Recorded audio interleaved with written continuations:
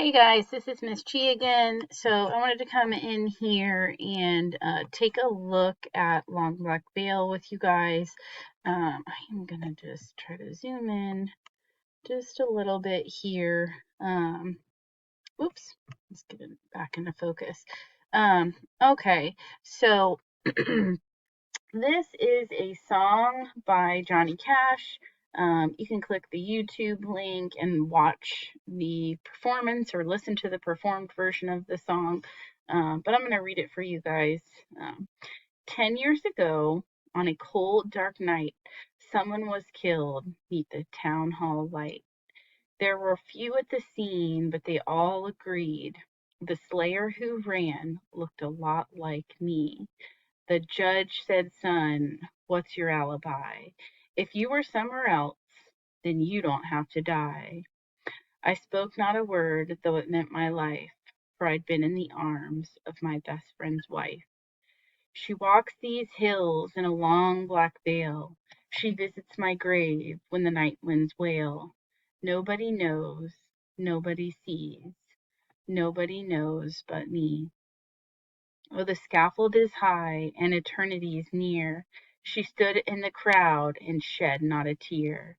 But late at night, when the north winds blow, in a long black veil she cries over my bones. She walks these hills in a long black veil.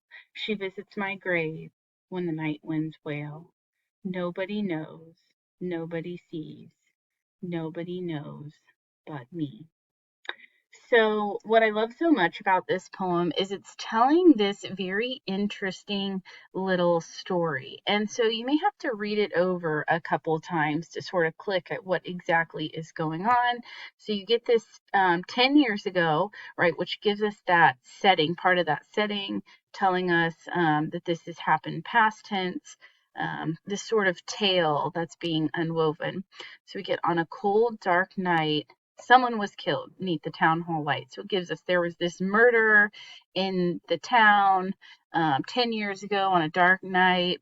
There were a few people who were there, and everybody, all the witnesses agree that the slayer, right, the killer of this person who was killed, looked a lot like me. Right. So essentially, the speaker of this poem has been accused of murder. Right. The witnesses on scene say that the killer looked like him. All right. So we can see now he's facing a judge. The judge said, "Son, what's your alibi?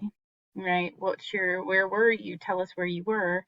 And he says, "If you were somewhere else, then you don't have to die." Right? So this speaker of this poem is facing a choice, right? Tell us where you were, right? Give us your alibi. You've been accused of murder and you don't have to be executed. And he says, the speaker says, "I spoke not a word, though it meant my life, for I'd been in the arms of my best friend's wife." And so there's where sort of the catch is, the hook of the poem is. And we're revealed to us as the readers that the speaker of this poem has been involved in this extramarital affair with his best friend's wife. He's been with his best friend's girl, right? So we get a little drama. I just love it. It's so fun, and obviously very devastating because he is dead. So he gets this choice. He can kind of give up the secret that he's been with his best friend's wife when the murder occurred. That's his alibi. Or he can take the secret to his grave, right? And so you're faced with this impossible decision. Give up your secret, shame, obviously him and this woman, right, his best friend's wife, they have this love affair, but instead of hurting his best friend, instead of hurting the best friend's wife, he chooses to not give the alibi and to die. So quite a heavy decision there, quite a loaded, lots to unpack there with that choice. And he sings, this moves right into the chorus. She walks these hills in a long black veil. She visits my bones when the night winds wail. Nobody knows, nobody sees, nobody knows but me. And this is our chorus of the song, and it's repeated twice. And so we get that the speaker is telling this story from the grave. He's actually dead, and he's speaking from, she says, she visits my bones. So it's sort of this, it deepens the sadness, the tone of that poem, that the speaker is now deceased, 10 years now deceased.